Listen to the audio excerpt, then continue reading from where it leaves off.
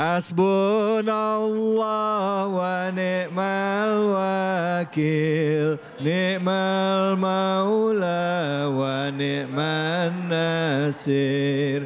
Hasbunallah wa ni'mal wakil, ni'mal maula wa ni'man nasir. Hasbunallah wa ni'mal wakil, ni'mal maula wa ni'man nasir. Hasbunallah wa ni'mal wakil, ni'mal maula wa ni'man nasir. Alhamdulillah, alhamdulillah rabbil alamin. Tadi kita sudah berikan kesempatan bertanya kepada ibu-ibu dan juga bapak-bapak yang ada di Masjid Sitrin As-Salam ya. Dan sekarang kita juga beri kesempatan nih untuk Anda pemirsa yang bergabung di program kesayangan kita Cahaya Hati Indonesia. Silakan kirim pertanyaannya ke media sosial ya. Untuk kesempatan pertama langsung kita bacakan nih pertanyaan dari medsos. Pertanyaannya adalah kita lihat. Assalamualaikum Ustadz, jika orang tua sering mengulang pemberian atau pengorbanan mereka ke anak sampai anak tersebut tertekan, bagaimana penyelesaiannya dan hukumannya? Oh maksudnya menyebut-nyebut kali ya, menyebut-nyebut tentang pengorbanan mereka sebagai orang tua dalam rangka mendidik anak. Kamu gak lihat perjuangan papa, jungkir balik. Emang papa kerjanya di sirkus apa ini? Jungkir balik itu cari uang buat kalian. Nah sampai anaknya tertekan gitu ya. Ya, coba ditetap taruh pertanyaannya biar nggak salah. Nah, pertanyaannya tadi apa? Terakhirnya, boleh kita lihat? Ya, bagaimana penyelesaian dan hukumannya? Mungkin silakan Ustadz Azhari, fadol. Ya, bismillahirrahmanirrahim. Allahumma sholli ala sayyidina Muhammad wa ala ali Muhammad. Pertanyaan yang bagus banget. Bagaimana kalau punya orang tua yang dikit-dikit ngungkit-ngungkit apa yang sudah dikasih. Ini kita semua orang tua nih ya barangkali Bu ya. Mungkin ada yang belum jadi orang tua. Begini kacamatanya. Yang pertama dari kacamata orang tua. Untuk orang tua tentu kita terus belajar jadi orang tua. Tahu nggak Bu?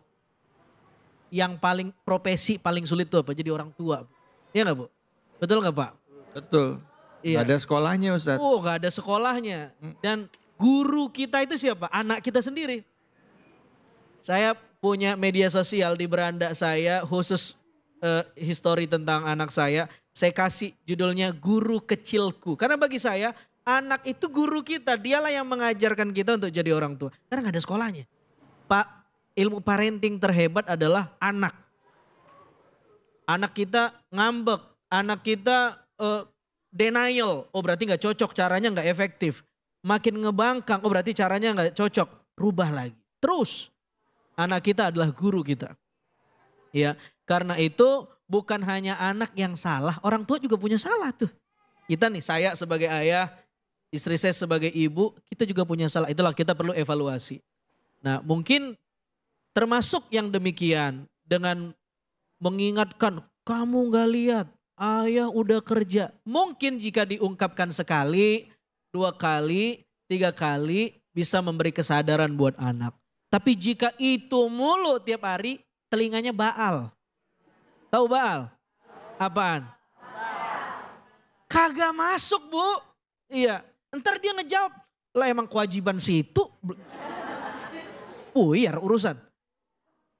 Jadi at-tariqah aham minal maddah. Cara kadang-kadang lebih penting daripada tujuan.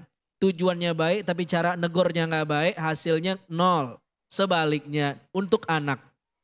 Ya kalau kita diomelin orang tua sama ibu sama ayah, kacamata yang mesti kita pakai dia marah karena sayang. Begitu memang. Nah cuman kan tidak semua anak punya kacamata itu. Apalagi anak zaman sekarang. Masya Allah, tabarakallah. Kayak curhat ini orang tua saya. Dia anggap orang tuanya benci. Kalau dikasih peraturan yang banyak, ini membuat anak luka batin. Ilallah. Macam-macam sekarang teori parenting tuh. Iya betul. Negor dikit luka batin. Iya. Kasih peraturan dikit diskriminatif sama anak. Tuh. Coba Padahal kita bisa jadi begini karena metode pendidikan orang tua kita dulu. Betapapun metode mereka tidak 100% benar. Jadi ambil metode yang dulu yang baik dan gabungin sama zaman sekarang. Karena anak itu ibnu waqtih. Anak itu sesuai sama zamannya. Dan anak gak boleh ngelihat orang tua kalau marah dikit. Ini ayah benci saya. Enggak. Maka kata orang itu anak kayak ibarat teknologi zaman dulu sama yang sekarang tuh Pak. TV dulu coba. Kalau rusak gambarnya burem apa yang Bapak lakuin? Keprak. Tepok. Ditepok. Hidup gak? Hidup. TV sekarang ditepok. Hidup. Mati. Anak dulu ditepok nyala. Makin kuat karakternya. Yang sekarang cengeng bener. Belum ditepok. Masih dipelototin. Nangis. Luka batin. Trauma. Trauma. Masya Allah. Bu. Pak, jadi orang tua nggak gampang, tapi kita harus belajar. Dan guru terbaik dari kita ini bagi untuk jadi orang tua adalah menurut Ustadz Azarid adalah anak-anak kita. Mengenal anak kita, pelajari karakternya, karena tiap anak karakternya beda-beda. Betul apa betul Pak? Ada yang harus dikerasin, ada yang nggak harus dikerasin karena baru diomongin dikit udah langsung nurut. Ada yang begitu ada? Ada, nah itu dia. Baik. Nah sekarang kita kasih pertanyaan deh buat bapak-bapak atau ibu. Yang laki-laki dulu silakan. Angkat tangannya bapak. Silakan bapak angkat tangannya. Oke silakan. Bismillahirrahmanirrahim. Assalamualaikum warahmatullahi wabarakatuh. Waalaikumsalam warahmatullahi wabarakatuh. Izin bertanya Pak Ustadz. Sebelumnya saya kenalkan diri, nama saya Imam Saputro. Saya ingin bertanya bagaimana adab sedekah cara Nabi Muhammad SAW. Terima kasih. Wassalamualaikum warahmatullahi wabarakatuh. Waalaikumsalam warahmatullahi wabarakatuh. Terima kasih banyak. Bapak namanya Bapak Imam. Imam ya, Ya. Pak Imam ya. Silakan Ustadz Jumaruddin Fadl Kiai. Ya, ini bagus sekali pertanyaannya ya. Dari niat, ya, kemudian yang diberikan yang terbaik. Apa adab bersedekah? Adab yang pertama adalah dalam bersedekah hendaklah yang kita beri itu kalau bisa tidak tahu kalau kita yang memberi. Nah karena itu lembaga-lembaga zakat itu ada salah satu fungsinya agar penerima zakat tidak langsung bertemu dengan yang memberi. Kenapa? Karena saat kita memberi, kita kan di atas dan dia di bawah, dia terhina. Otomatis. Karena itu salafus soleh dulu sebagian saat ada orang yang meminta, dia matikan lampu lalu dia beri. Kenapa? Aku tidak ingin melihat kehinaan wajahnya saat dia menerima uang. Nah itu adab selain tadi yang disampaikan oleh Ustadz kita di awal ya. Jangan caci maki. Ya kan? Dan yang berikutnya ketika kita memberi. Sebaiknya berikanlah pemberian yang disukai oleh yang diberi. Bukan yang kita sukai. Nyambung gak nih? Iya. Kalau dia sukanya bajunya warna merah, jangan kasih yang hitam. Jadi mindset memberi itu adalah mindset yang diberi, bukan mindset kita yang memberi. Nah apa yang disukai, apa yang disenangi oleh yang diberi, nah itulah kita memberi. Kalau ngasih ustadz, ngasih buku, suka. Iya. Betul ya? Betul. Kalau kasih orang miskin mungkin bentuknya beda lagi. Nah jadi yang pertama tadi jaga jangan sampai yang diberi ini merasakan terhina dengan pemberian kita. Iya. Yang kedua kita pikirkan apa yang paling dibutuhkan dan disukai oleh orang yang kita beri ini. Nah tentu ada adab-adab yang lain yang mungkin nanti disampaikan oleh Ustadz kita. Ya, baik, terima kasih banyak Ustadz Jumaruddin. Mau ditambahkan Ustadz? Halas? Oke, baik. Itu tadi 2 pertanyaan ya, sudah terjawab semuanya. Oke, ada lagi yang mau bertanya? Silakan, Ibu. Iya. Bismillahirrahmanirrahim. Assalamualaikum warahmatullahi wabarakatuh. Waalaikumsalam warahmatullahi wabarakatuh. Nama Ibu nama? Nama saya Suparti. Mohon izin bertanya Ustadz. Ya. Misalkan ada pejabat nih yang suka bagi-bagi bantuan sosial. Iya. Nah Dan ternyata kita tidak tahu kalau itu bantuan itu hasil korupsi. Waduh. Bagaimana hukumnya? Apakah itu termasuk kita makan uang haram? Oke, itu partai mana Bu? Banyak. Ya jangan justru. jangan. Nanya doang. Nanya kan bagi-bagi. Nanya bagi-bagi. Jangan pakai ditanya. Iya. Iya. Susah nyari yang enggak. Iya. Susah nyari yang. Makasih Bu, makasih. Assalamualaikum warahmatullahi wabarakatuh. Waalaikumsalam warahmatullahi wabarakatuh. Silakan Ustaz Azhari, Fadil. Tapi enggak semua loh Bu. Enggak. Di tempat yang baik belum tentu semuanya baik. Setuju nggak? Betul. Satu ketika ada yang ngomong ke Buya Hamka. Buya, saya baru dari Tanah Suci, katanya di Tanah Suci itu nikmat ibadah dan lain-lain. Tapi sampai di sana biasa aja. Ngapa emang? Begitu saya sampai di sono, yang saya temuin beda dari yang orang omongin. Apa? Banyak wanita yang kagak bener, yang jual diri di sono tuh. Ya. Sama aja sama Indonesia. Apa jawaban Buya Hamka? Emang orang hanya akan ditemui dengan apa yang dia cari. Lah emang yang ente cari sebelum berangkat juga wanita. Begitu sampai sana dapatnya wanita yang gak bener. Jadi di tempat yang baik belum tentu orangnya baik. Apakah di Tanah Suci semua orangnya suci? Enggak. Nah, jangan lemes jawabannya Bu, yakin Bu. Apakah di Tanah Suci semua orangnya suci? Kagak. Mana buktinya? Lah kita nyampe. Kan kita kotor bener ini. Nyampe di Tanah Suci. Sebaliknya di tempat yang gak suci belum tentu semua orangnya gak suci. Ada orang baik. Ada orang yang tetap teguh. Ada di satu institusi. Saya ketemu seseorang yang kalau saya sebut mungkin kita semua beranggapan kurang baik. Betapa kagetnya saya, mungkin awalnya saya ainus sukhti melihatnya dengan mata yang kurang baik. Tapi begitu saya tahu ternyata seseorang yang berada di institusi ini apa dia bilang, saya alhamdulillah Ustadz hafal Quran 30 juz. Masya Allah. Masya Allah, tabarakallah. Ustadz Saya bilang kemudian ini Anda mungkin ikut party, enggak, alhamdulillah tidak. Saya betul-betul menjaga pergaulan saya, luar biasa.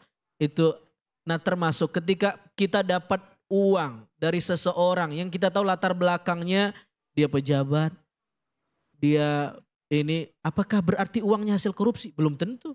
Mungkin dia punya usaha, ya. Mungkin memang murni dia memberi karena dia dermawan. Jadi juga belum tentu itu uang korupsi. Nah jika memang uang korupsi dan kita nggak tahu ternyata haram, maka rufi al-qalam, diangkat beban taklif itu karena kita nggak tahu apa yang mau dicatat kalau kita nggak tahu. Kalau kita tahu Ustadz itu duit haram? Ya kalau kita tahu beda ceritanya. Ya maksudnya gini Ustadz, kita lagi butuh nih ya kan. Tahu-tahu dapat bantuan, sedekah nih, ditolong. Kita tahu nih orang memang duitnya duit nggak bener. Dosa nggak kita Ustadz? Iya itu jawabannya akan panjang kalau darurat.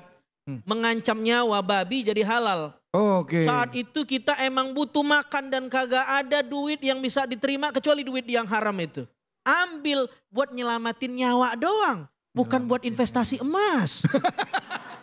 Sekadar untuk bisa hidup. Sekedar untuk bisa hidup. Ya. Begitu udah tinggalin. Bahkan jangan sampai untuk bisa hidup. Ya. Ini banyak cara pandang ulama, ada yang mengambilnya tetapi bukan untuk dirinya, tapi untuk ngebenerin jalan, ngebenerin jembatan. Jadi bukan untuk santrinya, bukan untuk pesantrennya, tapi dikeluarkan lagi ke maslahatan publik. Karena kalau nggak diambil, dia ngasih ke tempat yang nggak bener, makin populer yang nggak bener itu. Tapi begitu diambil sama yang bener, dikasih ke jalan, dikasih ke dan seterusnya dan seterusnya. Masya Allah, baik. Terima kasih banyak Ustadz. Bu. Jelas ya Bu ya? Apa? Kalau dikasih gimana? Kata Ustadz lihat dulu ya kan? Habis itu langsung terima aja. Emang ini perlunya ada host emang. Udah panjang ceritanya ya kan? Jadi gimana kalau dikasih terima. Kompak semuanya ya Allah. Oke kita lihat di sosmed yuk. Ini dia pertanyaan selanjutnya. Oke banyak nih alhamdulillah. Ya jika ada orang yang menyakiti kita minta pertolongan ke kita. Haruskah kita menolongnya padahal kita nggak ikhlas? Ustadz Jumarudin silahkan. Ya, padahal kita nggak ikhlas harus nolong nggak? Iya. Luar biasa ya. Lebih baik memberi nggak ikhlas daripada tidak memberi dan pasti tidak ikhlas. Ya. Jadi bagi kita memberi itu, kalau kepada orang baik kita beri, itu biasa. Ya. Iya kan? Jangan-jangan pemberian itu transaksional. Iya kan? Dagang. Berharap gitu ya. Ya, lu baik, gue balas. Baik. Ya, Iya kan? Ada harapan kebaikan. Justru salah satu cara melatih ikhlas itu berbuat baik kepada orang yang tidak baik kepada kita. Masya Allah, Allahu Akbar. Karena kita melakukan kebaikan itu bukan karena dia baik. Tapi karena Allah yang memerintahkan kita berbuat baik, bukan karena kita baik. Orang-orang seperti ini jauh lebih bahagia. Kepada suaminya dibilang apa? Saya pasti akan menghormati suami saya meskipun walaupun. Meskipun walaupun. Aman tuh jadi istri, betul nggak? Betul. Suami pun ketika dia menyayangi istrinya dengan kalimat ini, saya akan menyayangi istriku meskipun walaupun. Saya akan tetap berbuat baik kepada tetangga meskipun mulutnya asem. Ya. Pedas, harga cabai lagi mahal. Karena ini tidak pernah antar aku dengan orang itu. Tetapi ini selalu antar aku dengan Tuhanku. Allahu Akbar. Itu yang akan membuat kita akan senantiasa berbuat baik. Masya Allah. Alhamdulillah. Terima kasih banyak Ustaz. Bu, kalau mau nguji, Pak, Bapak nggak diajak ngomong, diem aja ini. Kalau mau nguji, kita sudah ikhlas atau belum, memang benar ya. Kata Kiai dan ulama itu bantu orang yang nyakitin kita. Ya, kalau dia jahat sama kita, dia lagi sulit, kita bantu. Walaupun berat tapi niatin lillahi ta'ala. Insya Allah kita udah ngelatih diri kita untuk jadi orang-orang yang ikhlas. Justru cara membuat orang jahat menjadi baik adalah berbuat baik kepada dia. Masya Allah. Baik, jangan kemana. Justru itu cara membuat orang jahat menjadi baik adalah dengan berbuat baik kepada. Jangan kemana-mana, tetap di sini. Cahaya Hati Indonesia. Luar biasa.